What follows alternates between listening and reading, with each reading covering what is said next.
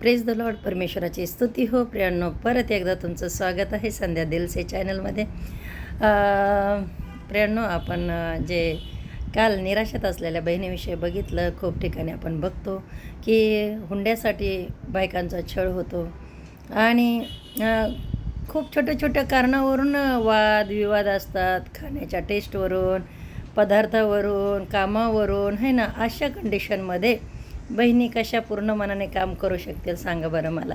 तर त्यांच्यासाठी परमेश्वराचं वचन सांगतं आहे, फिलिप्पियस पत्र 2 अध्याय आणि त्याचं 14वं वचन, की जे पण काम तुम्ही करता ते बिना कुडकुडाते हुए और बिना विवाद के किया करो.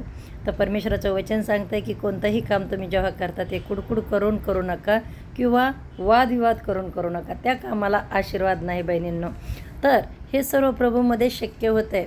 नाहीतर आपल्याला आत्महत्येशिवाय दुसरं काहीही दिसत नाही. कारण एक निराश झालेली आणि एक लाचार बहीण जाणार तरी कुठे. कारण माहेरचे म्हणतात की तुला एकदा लग्न करून दिलं की नवऱ्याचं घर हे तुझं घर आहे आणि तिथंच तुला राहायचं आहे आणि तिथंच तुला मरायचं आहे आणि जगून दाखवायचं आहे.